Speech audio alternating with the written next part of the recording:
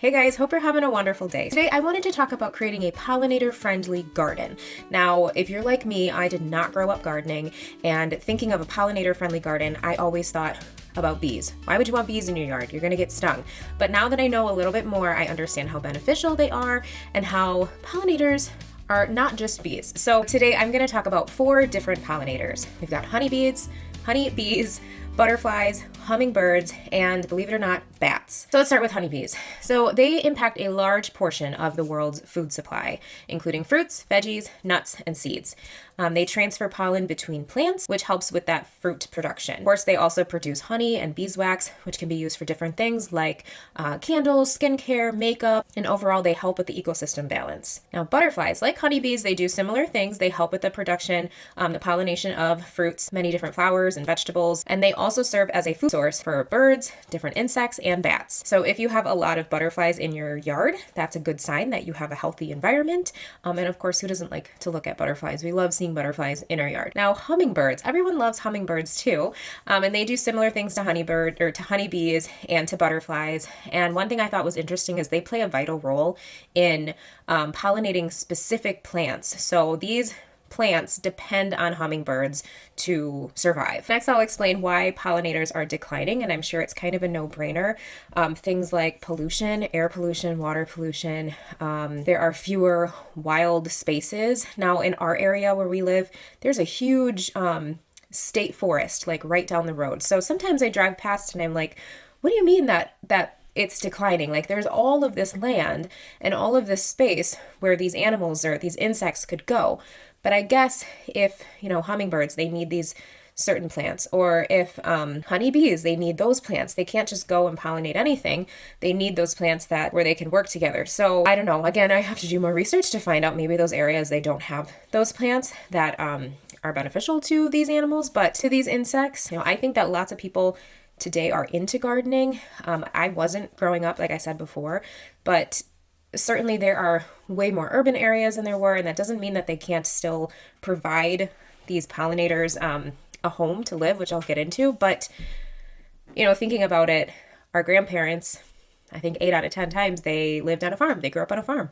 And the majority of us, we did not grow up on a farm. So that definitely contributes to it too. Also, the pesticide use on crops can affect them. And then different diseases and parasites, like the honeybees, there's a disease, or I believe it's a virus, it's like a mite that originated in Asia.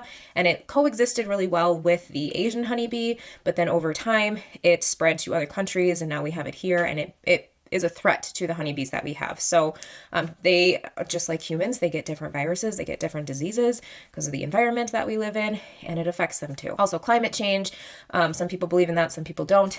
That can affect different bloom times.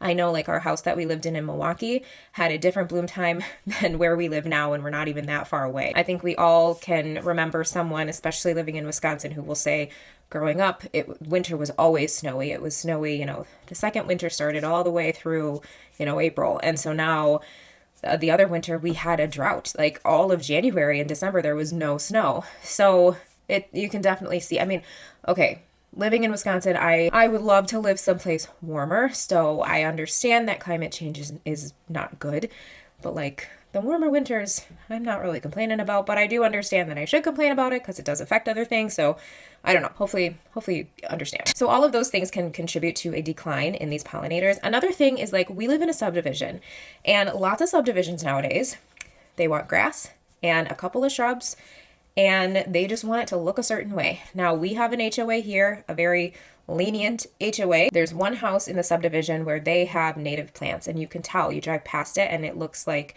they just let everything grow. I'm sure they have gotten many complaints from some of the more ornery neighbors complaining about it because they think it looks messy. They don't like how it looks. I'm sure that that's happened. But I think that subdivisions, if they prioritize, you need to create not just, plant 2 trees in your front yard, but if they said, we want you to plant 2 trees in your front yard, we also want you to have a small patch in your backyard that is full of wildflowers and pollinators for the bees and for the butterflies in our area. I think that would be great. And more people would be, they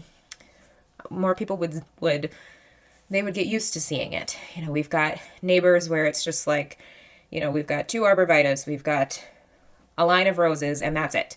That's all they want, which is fine. That, you know, everybody has a different taste in their landscape design, but it doesn't help, or it doesn't help the pollinators. But also not everybody is interested in doing that. So it's kind of hard. All right, so what is a pollinator-friendly garden? We've talked about the pollinators, we've talked about, you know, what is happening to them, but what actually is a pollinator-friendly garden? Simply, it is defined by a garden designed to attract and support pollinators. The key components of it are providing food or nectar and pollen, water, shelter, nesting areas, and no harmful chemicals. Now, the best plants for pollinators, if you want to get started on this in your own yard, you want to emphasize using native plants. A quick Google search, you can find out what plants are native in where you live. Something for if you want to attract bees, plants like lavender, coneflower, bee balm. If you want to attract butterflies, they love milkweed, zinnias, lantana. You want to attract hummingbirds, things like salvia, cardinal flower, and trumpet vine. And it's recommended to plant all of these together, kind of in clusters, so that you get all of the pollinators at once. And that would just look beautiful. One of the things, what not to do, is you don't want to spray any synthetic pesticides or herbicides on the flowers. You can use natural things like peppermint oil, orange essential oil. They can be mixed with water and sprayed onto the plants. You can use things like rosemary, eucalyptus, thyme, lavender, lemongrass oil, things like that. You can also use neem oil. I used neem oil last year on some of my roses to protect them from Japanese beetles. I will say it got rid of the beetles, but those roses did suffer and I had to get rid of them. So I don't know, I might not do that again, but a little bit more research is probably needed on my part with that. And then getting started with a pollinator-friendly garden is you could start small. You could have a couple containers on your patio that have those plants in there, things like lavender, or, you know, some of those hummingbird plants. My hair is crazy. Things like lavender or some of those hummingbird friendly plants. And just choose a few native plants to begin with. You don't need to overdo it. Don't need to go out and buy, 150 plants. Start with like 3 or 4. Avoid chemicals, kind of let your garden get a little bit wild. And if you want to seclude it to a place kind of off in the back, you can do that. Just make sure that you can get water to it. And also too, I wouldn't want a pollinator garden like right by my front door or any entrance to my house, because I want to walk past that and not have to deal with the bees and not have to disrupt anything. So I think they would really appreciate it if you had it kind of tucked away in some part of your yard that's not trafficked a lot. I have a line of lavender in my yard, and I have some salvia. I've got a zinnia plant that I just planted. So all of those things can contribute to the pollinator friendly gardens. Thank you so much for watching today's video. I hope that it was informative and that you learned something new. Comment down below if you have a favorite pollinator plant, or if you've seen any of these pollinators in your yard, and I love to respond to those comments. So thank you so much for watching today's video, and we'll see you in the next one. Bye.